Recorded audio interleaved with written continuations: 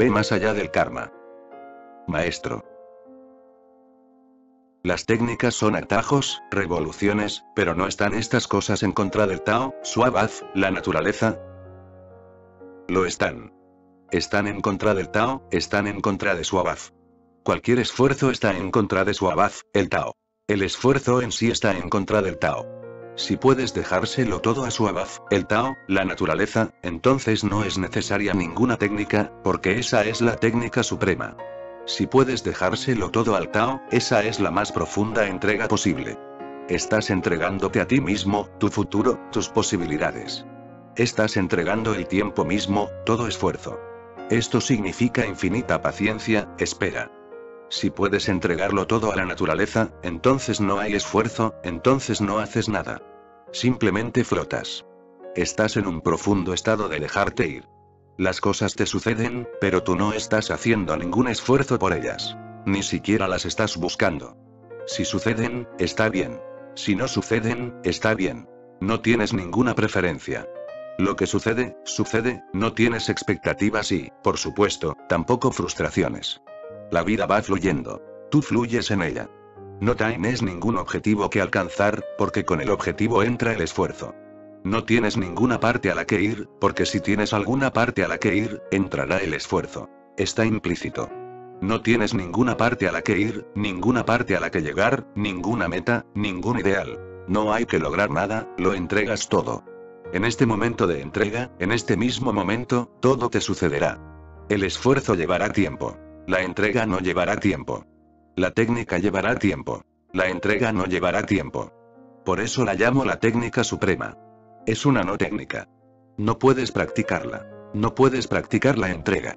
Si la practicas, no es entrega. Entonces estás confiando en ti mismo. Entonces no estás totalmente desválido. Entonces estás intentando hacer algo. Incluso si es la entrega, estás intentando hacerla. Entonces entrará la técnica, y con la técnica entra el tiempo, entra el futuro. La entrega es intemporal. Está más allá del tiempo. Si te entregas, en este mismo momento estás más allá del tiempo, y todo lo que puede suceder, sucederá. Pero entonces no lo estás buscando, no estás yendo a su encuentro. No estás codiciándolo. No piensas en ello en absoluto, que suceda o no, a ti te da exactamente igual. Tao significa entrega, entrega a Suabaz, a la naturaleza. Entonces no eres. El Tantra y el Yoga son técnicas. Mediante ellas llegarás a Suabaz, pero será un largo proceso. Al final, después de toda técnica tendrás que entregarte, pero con las técnicas sucederá al final. Con el Tao, en el Tao, sucede al principio. Si puedes entregarte ahora mismo, no es necesaria ninguna técnica, pero si no puedes. Y si me preguntas cómo entregarte, entonces es necesaria una técnica. De modo que, entre millones y millones de hombres, excepcionalmente hay uno que puede entregarse sin preguntar cómo. Si preguntas cómo, no eres del tipo apropiado que puede entregarse, porque el cómo significa que estás pidiendo una técnica. Estas técnicas son para los que no pueden deshacerse de este cómo. Estas técnicas son solo para deshacerte de tu ansiedad básica con respecto al cómo hacerlo. Si puedes entregarte sin preguntar, entonces no necesitas ninguna técnica. Pero entonces no habrías venido a mí, te podrías haber entregado en cualquier momento, porque la entrega no requiere ningún maestro. Un maestro solo puede enseñarte técnicas. Cuando buscas, estás buscando alguna técnica. Toda búsqueda es una búsqueda de alguna técnica. Cuando vas a preguntarle a alguien, estás pidiendo una técnica, un método. De lo contrario no hay necesidad de ir a ninguna parte. La búsqueda misma muestra que tienes una profunda necesidad de una técnica. Estas técnicas son para ti. No es que sin técnica no pueda suceder. Puede suceder, pero le ha sucedido a muy pocas personas. Y esas pocas personas no son realmente excepcionales, en sus vidas pasadas han estado esforzándose con técnicas, y han estado esforzándose tanto con técnicas que ahora están hartas, están aburridas. Llega un punto de saturación cuando has preguntado una y otra vez. ¿Cómo? ¿Cómo? ¿Cómo? Y al final el cómo cae. Entonces puedes entregarte. La técnica es necesaria en todos los aspectos. Un Krishnamurti puede decir que no es necesaria ninguna técnica. Pero esta no es su primera vida, y no habría podido decir esto en su vida pasada. Incluso en esta vida le fueron dadas muchas técnicas, y trabajó con ellas. Mediante técnicas puedes llegar a un punto en el que entregarte, puedes desechar todas las técnicas y simplemente ser, pero también eso es mediante técnicas. Está en contra del Tao porque tú estás en contra del Tao. Tienes que ser descondicionado. Si estás en el Tao no es necesaria ninguna técnica. Si estás sano, entonces no es necesaria ninguna medicina. Toda medicina está en contra de la salud. Pero estás enfermo. Es necesaria la medicina. Esta medicina matará tu enfermedad. No puede darte la salud, pero si se elimina la enfermedad, la salud te sucederá. Ninguna medicina puede darte la salud. Básicamente, toda medicina es un veneno, pero has acumulado algún veneno. Necesitas un antídoto. Este equilibrará, y la salud será posible. Una técnica no va a darte tu divinidad, no va a darte tu naturaleza. Destruirá todo lo que has acumulado en torno a tu naturaleza. Tan solo te descondicionará. Estás condicionado, y ahora mismo no puedes dar un salto a la entrega. Si puedes darlo, está bien. Pero no puedes darlo. Tu condicionamiento preguntará, ¿cómo? Entonces las técnicas serán útiles. Cuando uno vive en el Tao, no es necesario ningún yoga, ningún tantra, ninguna religión. Uno está perfectamente sano. No es necesaria ninguna medicina. Toda religión es medicinal. Cuando el mundo viva totalmente en el Tao, las religiones desaparecerán.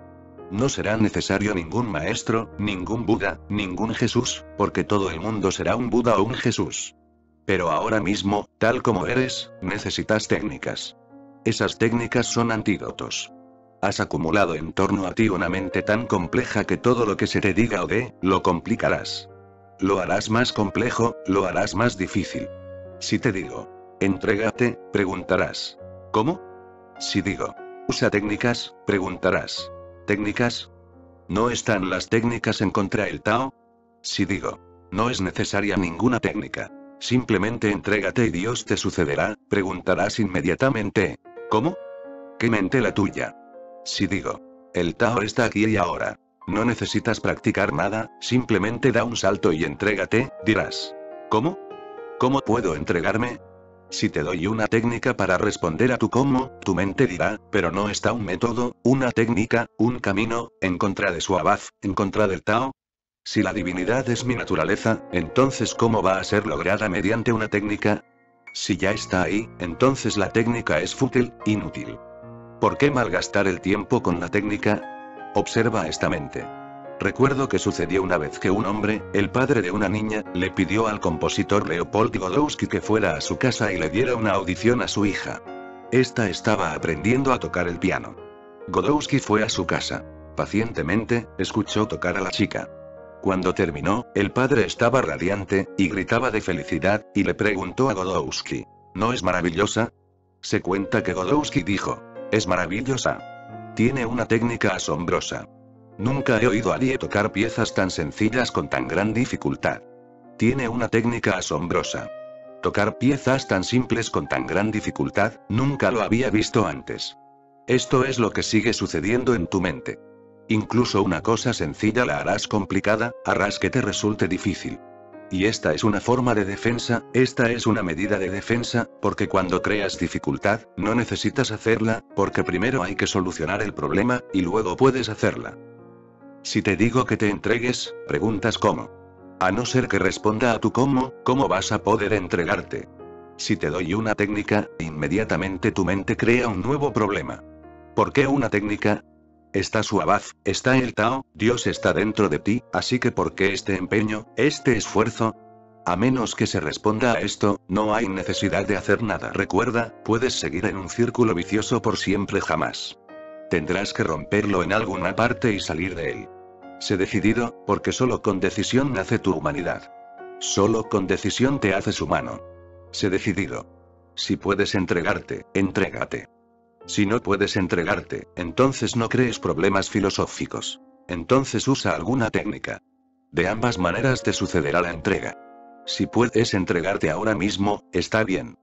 Si no puedes entregarte, entonces pasa por las técnicas, es necesario ese adiestramiento. Es necesario debido a ti, no debido a su abad, no debido al Tao. El Tao no necesita ningún adiestramiento. Es necesario debido a ti. Y las técnicas te eliminarán. Morirás por medio de las técnicas, y se desarrollará la naturaleza más íntima. Tú tienes que ser completamente destrozado. Si puedes destrozarlo de un salto, entrégate. Si no puedes, entonces hazlo poco a poco, trabaja con técnicas. Pero recuerda una cosa, tu mente puede crear problemas que son trucos para aplazar la decisión. Si la mente no ha tomado la resolución, no te sientes culpable. ¿Sientes que puedo hacer? A no ser que algo sea absoluto, claro, transparente, ¿qué puedo hacer? Tu mente puede crear nubes en torno a ti, y tu mente nunca te permitirá ser transparente, a no ser que te decidas. Con la decisión, las nubes desaparecen. La mente es muy diplomática, la mente es política, y sigue politiqueando contigo. Es muy tramposa, astuta. He oído que una vez Mullah Nasruddin fue a visitar a su hijo y su cuñada. Había ido a pasar 3 días, pero luego se quedó una semana. La semana pasó, y se quedó un mes. Entonces la joven pareja empezó a preocuparse. ¿Cómo deshacerse del anciano? De manera que se plantearon cómo deshacerse de él, y dieron con un plan. El marido dijo: esta noche prepara sopa, y yo diré que tiene demasiada sal, que está incomible, que es imposible comerla. Y tú tienes que decir que no tiene suficiente sal. Discutiremos y empezaremos a pelear, y entonces yo le pediré a mi padre su opinión, a ver qué dice. Si está de acuerdo conmigo, entonces ponte furiosa y dile que se vaya. Si está de acuerdo contigo, yo me irritaré y le diré que se vaya inmediatamente. Le preparó la sopa, y tal como habían planeado, empezaron a discutir y a reñir. Entonces se llegó al clímax. Estaban a punto de pegarse y Nasruddin estaba sentado mirando en silencio. Y entonces el hijo se volvió hacia él y dijo: papá, ¿tú qué dices? ¿Tiene demasiada sal o no? Así que Nasruddin metió su cuchara en la sopa, la probó, se tomó un momento para saborearla, y luego dijo: me satisface plenamente. No tomó ningún bando. Todo el plan resultó inútil. Tu mente siempre funciona de esta manera. Nunca tomará partido, porque en el momento en que tomas partido, tiene que haber acción. No tomará partido. Seguirá discutiendo. Nunca decidirá nada. Siempre estará en el medio. Todo lo que se diga, lo discutirá, pero nunca se tomará una decisión. Y puedes discutir eternamente. No tiene fin. Solo la decisión te dará acción, y solo la acción se convertirá en transformación. Si estás realmente interesado en una profunda revolución dentro de ti, entonces decídete, y no sigas aplazando. No seas demasiado filosófico. Eso es peligroso. Para un buscador, es peligroso. Para alguien que no está buscando realmente, sino solo pasando el tiempo, está bien, es un buen juego. La filosofía es un buen juego si te la puedes permitir. Pero no veo que nadie se la pueda permitir, porque es malgastar el tiempo. Así que sé decidido. Si puedes entregarte, entonces entrégate. Entonces no hay ningún cómo. Si no puedes, practica alguna técnica, porque solo mediante la técnica llegarás a un punto en que sucederá la entrega. Maestro.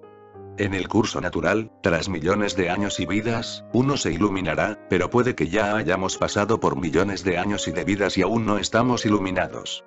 ¿Por qué? No puedes preguntar por qué. Solo puedes preguntar por qué si estás haciendo algo. Si la naturaleza está haciendo algo, no puedes preguntar por qué. Depende de la naturaleza. Y la naturaleza no es responsable. No te va a responder. Es completamente silenciosa. Y para la naturaleza, millones de vidas no son nada. Para la naturaleza puede que sean unos segundos. Para ti, millones de vidas y años es una larga historia. Para la naturaleza no es nada. La naturaleza no está preocupada, y la naturaleza no está interesada en ti particularmente. La naturaleza sigue trabajando, algún día sucederá, pero no puedes preguntar por qué, porque la naturaleza es silenciosa. Si estás preocupado porque no ha sucedido todavía, entonces tienes que hacer algo. Si la preocupación ha entrado en ti, entonces tienes que hacer algo. Solo tu acción te ayudará a llegar a un punto en el que pueda suceder la iluminación. Los modos de la naturaleza son muy pacientes, lentos. No hay prisa, porque para la naturaleza no hay límite de tiempo. Es eterna. No hay principio y no hay fin. Pero el hombre ha llegado a un punto, se ha vuelto consciente, ha empezado a preguntar. Un árbol nunca pregunta. Ni siquiera el árbol Bodhi bajo el que se iluminó Buda. El árbol nunca preguntará: ¿por qué no me he iluminado? Yo también he estado existiendo tantos millones de años como tú, Gautama. ¿Por qué? El árbol nunca preguntará. El árbol es absolutamente natural. Hacer preguntas hace al hombre innatural. Lo innatural ha entrado en ti, has empezado a preguntar por qué no ha sucedido todavía. Hacer estas preguntas es bueno, porque puede llevarte a un momento decisivo en el que puedas empezar a trabajar contigo mismo. Y el hombre no puede dejárselo a la naturaleza, porque el hombre se ha vuelto consciente. Ya no puedes dejárselo a la naturaleza. Por eso el hombre ha creado las religiones. Ningún animal tiene ninguna religión. No hay necesidad, no están preguntando, no tienen prisa. En la naturaleza todo es pausado, moviéndose tan lentamente como si no se moviera en absoluto. Repitiendo continuamente la misma pauta, repitiendo infinitamente el mismo círculo. El hombre se ha vuelto consciente. El hombre se ha vuelto consciente del tiempo, y en el momento en que te vuelves consciente del tiempo, eres expulsado de la eternidad. Entonces tienes prisa. De modo que según evoluciona la consciencia del hombre, este tiene más prisa, se vuelve cada vez más consciente del tiempo. Vete a una sociedad primitiva, no son conscientes del tiempo. Cuanto más civilizada es una sociedad, más consciente del tiempo es. Una sociedad primitiva está más cerca de la naturaleza, sin prisa, se mueve lentamente. Se mueve igual que lo hace la naturaleza. Cuanto más civilizado te vuelves, más consciente del tiempo te vuelves. En realidad, el tiempo puede ser el criterio, se puede saber lo civilizada que es una sociedad por lo consciente del tiempo que es. Entonces tienes prisa, entonces no puedes esperar, entonces no puedes dejarlo en manos de la naturaleza. Tienes que hacerte cargo de ello tú mismo. Y el hombre puede hacerse cargo él mismo, puede hacer algo y el proceso puede acabarse antes. Puede incluso acabarse en un solo momento. Lo que todos esos millones de años no han hecho, no han podido hacer, tú puedes hacerlo en un solo momento. En ese solo momento, puedes volverte tan intenso que se recorran millones de años y millones de vidas simultáneamente. Eso es posible. ¿Y cómo es posible? Estás preocupado. Tu preocupación es un síntoma de que no estás haciendo realidad lo que es posible, esa es la preocupación, ese es el dilema humano. Puedes hacerlo y no estás haciéndolo, eso crea una preocupación, una angustia interna. Cuando no puedes hacerlo, la cuestión nunca surge, no hay ninguna preocupación. La preocupación demuestra que ahora es posible, que puedes dar el salto. Puedes pasar de largo muchas vidas que son innecesarias, y no lo estás haciendo. Te has vuelto consciente, y te has puesto por encima de la naturaleza. La consciencia es un fenómeno nuevo. Estás por encima de la naturaleza y ahora puedes evolucionar conscientemente. La evolución consciente es una revolución. Puedes hacer algo al respecto. No eres solo una víctima, una marioneta. Puedes tomar las riendas de tu propio destino. Eso es posible, y como es posible y no estás haciendo nada, se crea ansiedad interna. Y cuanto más consciente seas de que esto es posible, más ansiedad sentirás. Un Buda está muy preocupado. Tú no estás tan preocupado. Buda estaba muy preocupado, hondamente angustiado, sufriendo. A no ser que lo alcanzara, viviría en un infierno, porque era plenamente consciente de que algo era absolutamente posible, estaba disponible, a la vuelta de la esquina. Y sentía, aún me lo estoy perdiendo. Si simplemente alargo la mano, sucederá, y tengo la mano paralizada. Solo un paso y saldré de ello, y no puedo dar ese paso. Tengo miedo de dar un salto cuando estás cerca del objetivo, y lo puedes sentir y lo puedes ver y, sin embargo, sigues perdiéndotelo, entonces sientes angustia. Cuando estás muy lejos y no puedes sentirlo, no puedes verlo, ni siquiera eres consciente de que hay un objetivo, eres perfectamente ignorante de cualquier destino, entonces no hay ansiedad. Los animales no están angustiados. Parecen felices, más felices que el hombre. ¿Cuál es la razón? Los árboles son incluso más felices que los animales. Son perfectamente ignorantes de lo que puede suceder, de lo que es posible, de lo que está disponible. Son dichosamente ignorantes. No hay ansiedad. Van a la deriva. El hombre se pone ansioso, y cuanto más desarrollado esté un hombre, más ansiedad tendrá. Si simplemente vives, estás viviendo una existencia animal. La ansiedad religiosa surge en el momento en que tomas conciencia de que algo es posible. La semilla está ahí y tengo que hacer algo. Tengo que hacer algo y la semilla germinará. Las flores no están muy lejos, y puedo cosecharlas. Sin embargo, no está sucediendo nada. Se siente un estado de mucha impotencia. Ese era el estado de Buda antes de llegar a ser un Buda. Estaba al borde del suicidio. Tú tendrás que pasar por eso. Y no puedes dejarlo en manos de la naturaleza. Tú tienes que hacer algo respecto a ello, y puedes hacerlo. Y el objetivo no está muy lejos. Así que no te deprimas si sientes ansiedad. Si sientes una profunda angustia dentro de ti, un sufrimiento, agonía, no te deprimas por ello, es una buena señal. Eso demuestra que cada vez estás tomando más conciencia de lo que es posible, y ya nunca estarás a gusto a menos que se haga realidad. El hombre no puede dejarlo en manos de la naturaleza, porque el hombre se ha vuelto consciente. Solo una parte muy pequeña de su ser es consciente, pero eso lo cambia todo.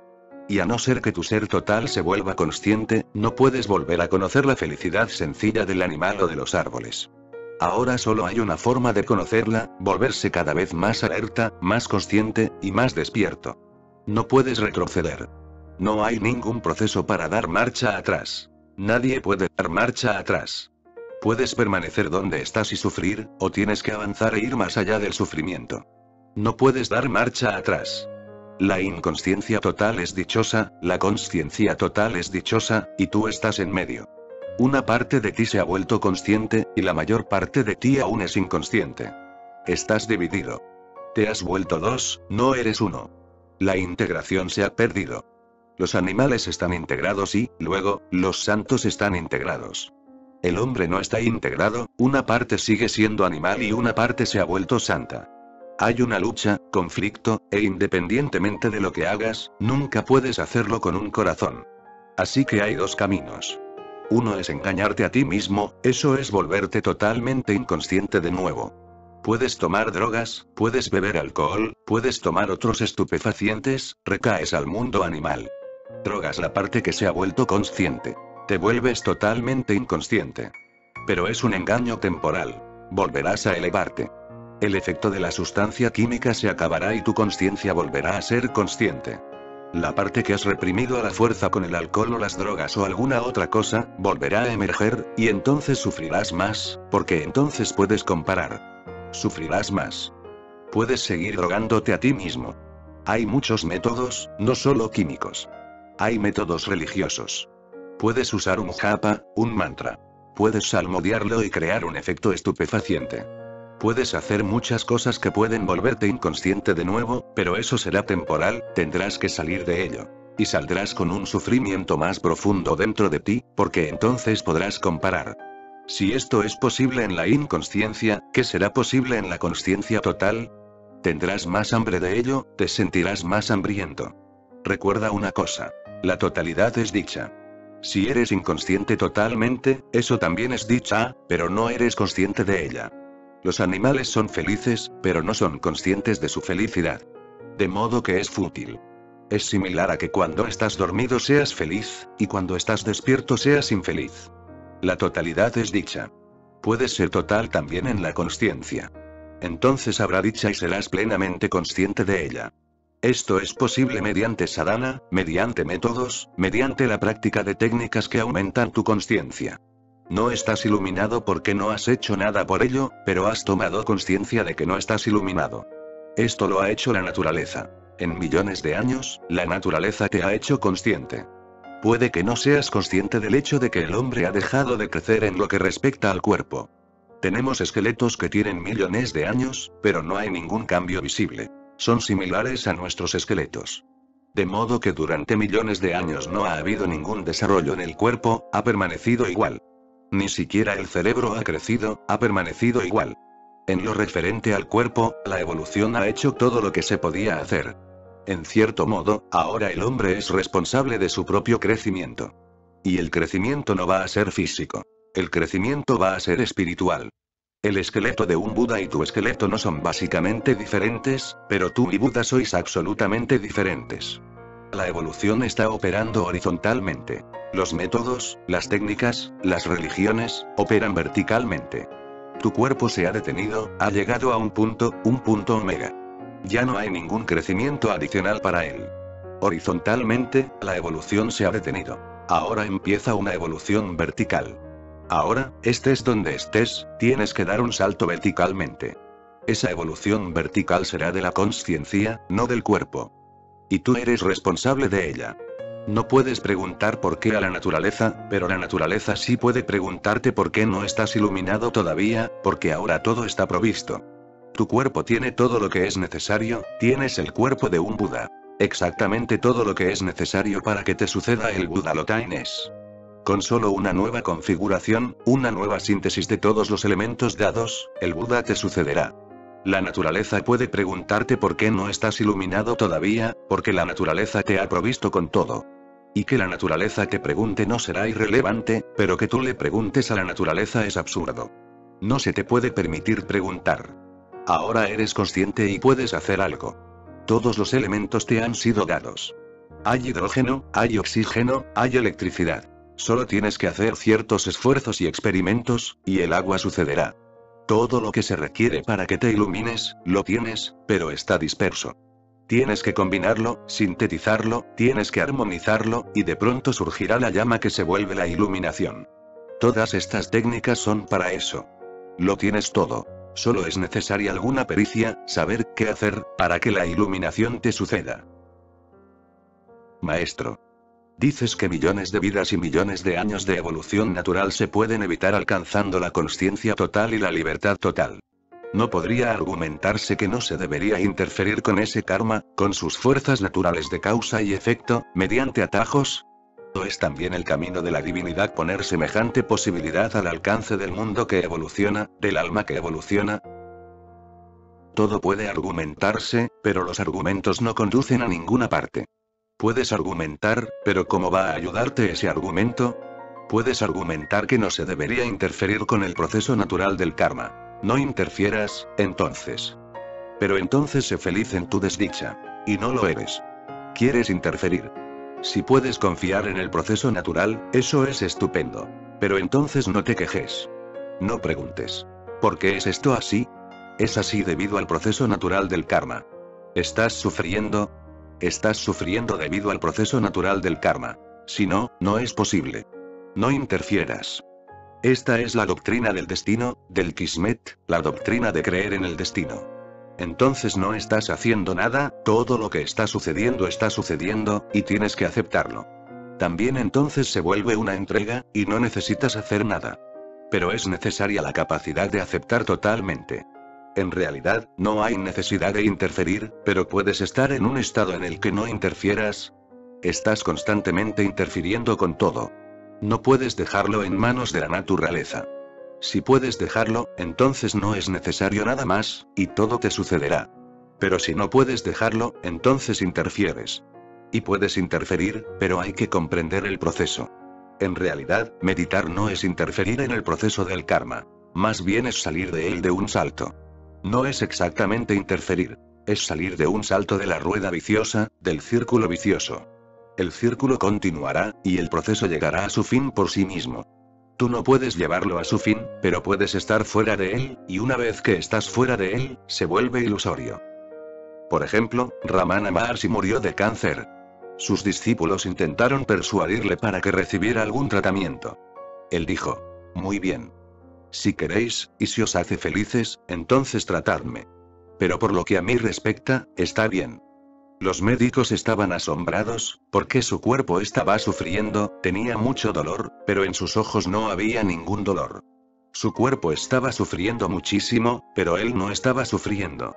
El cuerpo forma parte del karma, forma parte del círculo mecánico de la causa y el efecto, pero la consciencia puede ir más allá de él, puede trascenderlo.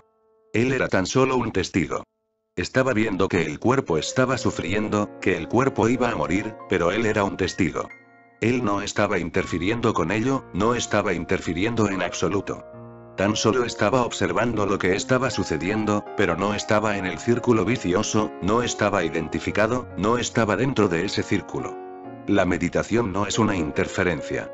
En realidad, sin meditación estás interfiriendo a cada momento. Con la meditación, vas más allá. Te vuelves un observador sobre una colina. Abajo, en el valle, las cosas siguen, continúan, pero no te pertenecen. Eres solo un espectador. Es como si le estuvieran sucediendo a otro, o como si estuvieran sucediendo en un sueño, o en una película en la pantalla. No estás interfiriendo. No estás dentro del drama mismo. Has salido. Ya no eres un actor. Te has vuelto un espectador. Este es el único cambio. Y cuando seas solo un testigo, el cuerpo completará inmediatamente lo que tenga que ser completado. Si tienes muchos karmas de sufrimiento, y ahora que te has vuelto un testigo no vas a volver a nacer, el cuerpo tendrá que sufrir en esta vida todo el sufrimiento que hubiera tenido en muchas vidas. De modo que sucede muchas veces que un hombre iluminado tiene que sufrir muchos padecimientos corporales, porque ya no hay ningún nacimiento futuro, ninguna vida futura. Este va a ser el último cuerpo, de manera que todos los karmas y todo el proceso tienen que ser completamente acabados. De modo que ocurre que si miras la vida de Jesús con ojos orientales, entonces la crucifixión es un fenómeno diferente. Para la mente occidental no hay una sucesión de vidas, ningún renacimiento, ninguna reencarnación, así que no tienen realmente un análisis muy profundo de la crucifixión. Tienen un mito de que Jesús sufrió por nosotros, de que su sufrimiento fue para nuestra salvación. Pero esto es absurdo. Y, además, no se ajusta a los hechos, porque si el sufrimiento de Jesús ha sido por vuestra salvación, entonces, ¿por qué la humanidad está aún sufriendo? Está sufriendo más que nunca. Después de la crucifixión de Jesús, la humanidad no ha entrado en el reino de Dios. Si Él sufrió por nosotros, si su crucifixión fue una penitencia por nuestra culpa y pecado, entonces ha fracasado, porque la culpa continúa, el pecado continúa, el sufrimiento continúa. Entonces su sufrimiento fue en vano, entonces la crucifixión no tuvo éxito. El cristianismo tiene simplemente un mito. Pero el análisis oriental de la vida humana tiene una actitud diferente. La crucifixión de Jesús fue todo su sufrimiento acumulado a través de sus propios karmas. Y esta era su última vida. No volvería a entrar al cuerpo, de modo que todo el sufrimiento tenía que ser cristalizado, concentrado en un solo punto. Ese único punto se convirtió en la crucifixión. No sufrió por nadie más. Nadie puede sufrir por nadie más. Sufrió por sí mismo, por sus karmas pasados. Nadie puede liberarte, porque estás en cautiverio debido a tus karmas. Así que ¿cómo va a poder liberarte Jesús? Él puede hacerse un esclavo, puede hacerse un hombre libre, puede liberarse. Mediante la crucifixión, se cerró la cuenta de sus propios karmas. Se acabó, la cadena había llegado a su fin. La causa y el efecto habían llegado a su fin. Este cuerpo no volvería a nacer. Él no volvería a entrar en otro útero. Si no hubiera sido una persona iluminada, tendría que haber sufrido todo esto en muchas vidas. Se concentró en un punto, en una vida. No puedes interferir, y si interfieres crearás más desdicha para ti. No interfieras con los karmas, vete más allá de ellos, sé un testigo de ellos. Considéralos un sueño, no reales. Obsérvalos y sé indiferente. No te involucres. Tu cuerpo sufre, observa el sufrimiento. Tu cuerpo es feliz, observa la felicidad. No te identifiques, eso es lo que significa la meditación. Y no encuentres coartadas, no encuentres excusas. No digas que esto puede argumentarse. Puedes argumentar cualquier cosa, eres libre de hacerlo, pero recuerda que puede que tu argumento sea suicida. Puedes argumentar contra ti mismo, y puedes crear un argumento que no te ayude, que no te transforme. Más bien, que se convierta en un obstáculo. Seguimos argumentando, justo hoy ha venido a verme una chica. Me ha preguntado. Dime, ¿existe realmente un Dios? Estaba lista para argumentar que no hay Dios. La miré a la cara, a los ojos. Estaba tensa, llena de argumentos. Quería luchar por esa idea. En realidad, en el fondo quería que no hubiese Dios, porque si Dios existe, tienes problemas. Si Dios existe, entonces no puedes seguir siendo lo que eres. Entonces hay un desafío. Dios es un desafío. Significa que no puedes estar satisfecho de ti mismo. Es posible algo más elevado. Es posible un estado más elevado, un estado absoluto de consciencia. Eso es lo que significa Dios. De modo que estaba lista para argumentar, y dijo: soy atea y no creo en Dios. Yo le dije: si no hay Dios, ¿cómo puedes no creer en Él? Y Dios es irrelevante. Tu creencia y tu descreencia, tus argumentos a favor y tus argumentos en contra tienen que ver contigo, no con Dios. ¿Por qué te preocupas? Si no hay Dios, ¿por qué has viajado tanto y por qué has venido a mí a discutir sobre algo que no existe? Olvídate de Él y perdónale. Vete a tu casa, no pierdas el tiempo. Si no existe, ¿por qué estás tan preocupada? ¿Por qué este esfuerzo para probar que no existe? Este esfuerzo muestra algo acerca de ti. Tienes miedo. Si Dios existe, entonces es un desafío. Si Dios no existe, entonces puedes seguir siendo lo que eres. No hay desafío a tu vida. Una persona que tiene miedo a los desafíos, los riesgos, los peligros de cambiarse a sí misma, de la mutación, siempre negará que Dios existe. La negación es su mente. La negación pone de manifiesto algo acerca de él, no acerca de Dios. Le dije que Dios no es algo que pueda ser demostrado o refutado. Dios no es un objeto sobre el que podemos adoptar alguna opinión a favor o en contra. Dios es una posibilidad dentro de ti. No es algo que esté fuera. Es una posibilidad dentro de ti. Si vas hasta esa posibilidad, se vuelve real. Si no vas hasta ese punto, entonces es irreal. Y si argumentas contra él, entonces no tiene sentido ir a ningún sitio. Sigues siendo el mismo. Y esto se vuelve un círculo vicioso. Argumentas que Dios no existe, y debido a ello, nunca vas hacia él, porque es un viaje interno, un recorrido interno.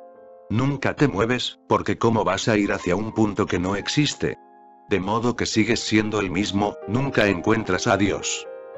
Nunca llegas a ninguna sensación, a ninguna vibración de él. Entonces queda aún más demostrado que no existe. Y cuanto más se demuestra, más lejos estás, más estás cayendo, más crece la distancia. De modo que no es cuestión de si Dios existe o no, le dije. Es cuestión de si quieres desarrollarte o no. Si te desarrollas, tu desarrollo total será el encuentro, tu desarrollo total será la comunión, tu desarrollo total será el hallazgo. Le conté una anécdota. Una mañana de mucho viento, cuando acababa la primavera, un caracol empezó a subir por un cerezo. Algunos gorriones que estaban en un roble cercano empezaron a reírse, porque no era la estación y no había cerezas en el árbol, y este pobre caracol estaba esforzándose tanto por llegar a la parte superior. Se rieron a costa de él. Entonces un gorrión bajó volando, se acercó al caracol y dijo: ¿Dónde vas, querido? Aún no hay cerezas en el árbol. Pero el caracol ni siquiera hizo una pausa. Continuó su viaje hacia arriba. Sin detenerse, el caracol dijo: pero las habrá cuando llegue. Las habrá cuando llegue arriba. Tardaré mucho en llegar hasta arriba, y para entonces habrá cerezas. No hay Dios, pero lo habrá cuando llegues. No es algo que ya está ahí. Nunca lo está. Es un desarrollo. Es tu propio desarrollo. Cuando llegas a un punto en que eres totalmente consciente, Dios existe. Pero no argumentes. Mejor que malgastar tu energía argumentando, usa tu energía transformándote a ti mismo. Y la energía no es tanta. Si pones tu energía en argumentar, puedes volverte un genio de la argumentación. Pero entonces la estás malgastando. Es a un precio muy alto, porque la misma energía puede volverse meditativa. Puedes volverte un lógico, puedes formular argumentos muy lógicos, puedes encontrar pruebas o refutaciones muy convincentes, pero seguirás siendo el mismo. Tus argumentos no van a cambiarte. Recuerda una cosa, todo lo que te cambie es bueno. Lo que te proporcione desarrollo, expansión, aumento de conciencia, es bueno. Todo lo que te haga estático y todo lo que proteja tu statu quo no es bueno. Es letal, suicida. Maestro. A veces me siento en un estado de no hacer, muy pasivo, pero mi conciencia de lo que está sucediendo a mi alrededor parece menos. De hecho, me siento desconectado de las cosas que me rodean. De alguna forma, esto denota una pasividad falsa, ya que imagino que no hacer debería ser sinónimo de mayor conciencia. ¿Podrías definir este estado, por favor? Normalmente estamos en un estado febril, activos, pero febrilmente. Si te vuelves pasivo, la fiebre se perderá. Si te vuelves pasivo, si te relajas dentro de ti, la actividad se perderá, la fiebre se perderá, y no habrá la intensidad que viene con la fiebre. Te sentirás un poco embotado, te parecerá que tu conciencia está disminuyendo. No está disminuyendo. Solo está disminuyendo el fulgor febril. Y esto es bueno, así que no te asustes de ello, y no pienses que esta pasividad no es real. Eso lo dice tu mente, que necesita y quiere la actividad febril y el fulgor que viene con la fiebre. La fiebre no es consciencia, pero con la fiebre puedes tener una consciencia, una alerta, muy malsana. Es mórbida. No la anheles. Deja que se vaya. Cae en la pasividad. Al principio parecerá que tu conciencia está disminuyendo en vez de aumentando. Deja que disminuya, porque todo lo que disminuye con la pasividad era febril. Por eso disminuye. Deja que disminuya. Llegará un momento en que lograrás un equilibrio. En ese punto de equilibrio no habrá ni aumento ni disminución. Ese es un punto sano. La fiebre ya se ha ido. En ese punto de equilibrio, la conciencia que tengas será real, no será febril. Y si puedes esperar a que llegue ese momento, es difícil, porque al principio sientes que estás perdiendo el control, que te estás quedando realmente adormecido. Tu actividad, tu alerta, todo se ha ido, estás relajándote a la muerte. Parece que es así porque todo lo que conoces de la vida es febril. No es realmente la vida, sino solo una fiebre. Solo un estado de tensión, solo un estado de hiperactividad. De modo que al principio, y solo conoces un estado, este estado de fiebre. No conoces nada más, así que ¿cómo vas a comparar? Cuando te vuelvas pasivo, relajado, sentirás que algo se ha perdido. Deja que se pierda. Permanece con la pasividad. Pronto llegará un punto de equilibrio en el que estarás justo en el punto en que no hay fiebre. Simplemente serás tu propio ser, no empujado a la actividad por otra persona, no arrastrado a la actividad por otra persona. Ahora la actividad empezará a sucederte, pero será espontánea, será natural. Harás algo, pero no serás empujado ni arrastrado. ¿Y cuál es el criterio por el que saber si esta actividad no te está siendo forzada, no es febril?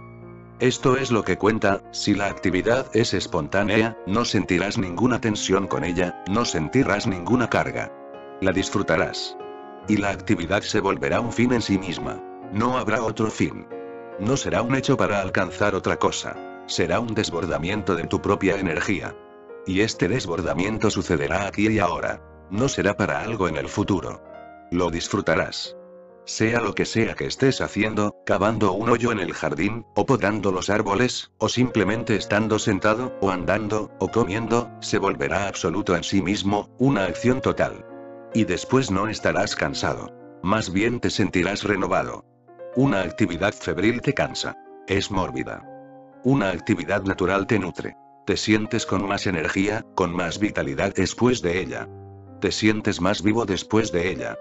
Te da más vida. Pero al principio, cuando empiezas a volverte pasivo y entras en el no hacer, tendrá que parecer que estás perdiendo consciencia. No, no estás perdiendo consciencia. Simplemente estás perdiendo un tipo febril de actividad mental, un tipo febril de alerta. Te asentarás en la pasividad y sucederá una consciencia natural. Esta es la diferencia entre una alerta febril y la consciencia natural. Esta es la diferencia, en la alerta febril hay concentración. Lo excluye todo. Te puedes concentrar en una cosa. Me estás escuchando. Si es una alerta febril, entonces me escuchas y eres totalmente inconsciente de todo lo demás. Pero si es una consciencia pasiva, no febril, sino equilibrada, natural, entonces, si pasa un coche, también oyes el coche. Simplemente estás consciente. Estás consciente de todo lo que está sucediendo a tu alrededor. Y esta es su belza, que pasa el coche y oyes el ruido, pero no es una perturbación. Si estás atento febrilmente y oyes el coche, dejarás de escucharme. Será una perturbación, porque no sabes estar totalmente, simplemente consciente de todo lo que está sucediendo. Solo conoces una manera, cómo estar alerta de una cosa a costa de todo lo demás. Si pasas a otra cosa, entonces pierdes el contacto con la primera. Si estás escuchándome con una mente febril, entonces cualquier cosa puede molestarte. Como tu alerta se va allí, te desconectas de mí. Solo tiene un foco. No es total. Una consciencia natural, pasiva, es total. Nada la perturba. No es concentración, sino meditación. La concentración siempre es febril, porque estás forzando tu energía a ir a un punto.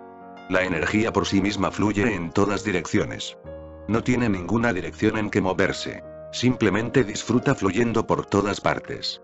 Creamos conflicto porque decimos: es bueno escuchar esto. Escuchar eso es malo. Si estás rezando y un niño empieza a reírse, es una perturbación, porque no puedes concebir una simple consciencia en la que la oración continúa y el niño sigue riéndose y no hay ningún conflicto entre las dos cosas. Ambas forman parte de un todo mayor. Prueba esto.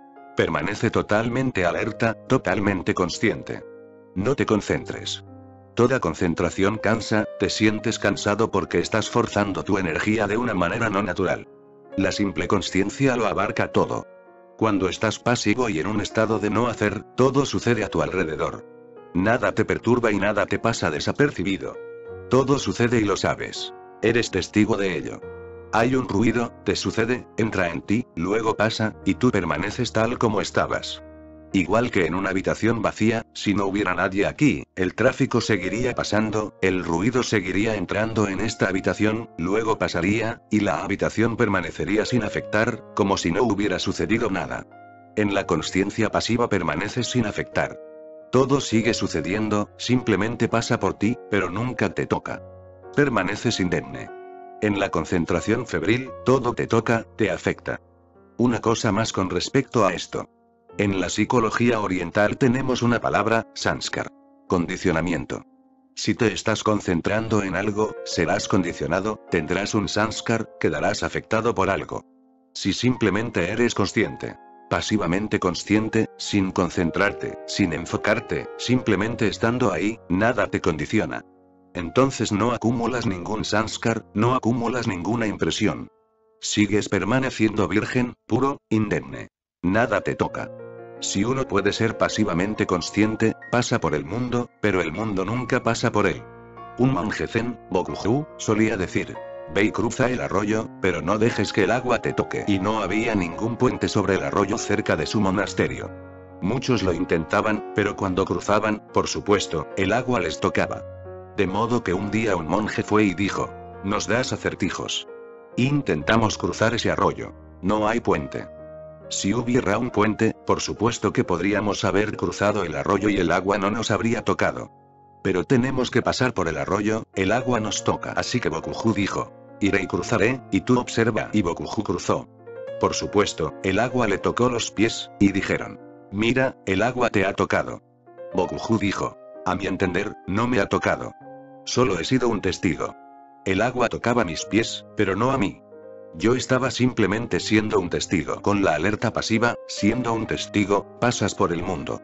Estás en el mundo, pero el mundo no está en ti.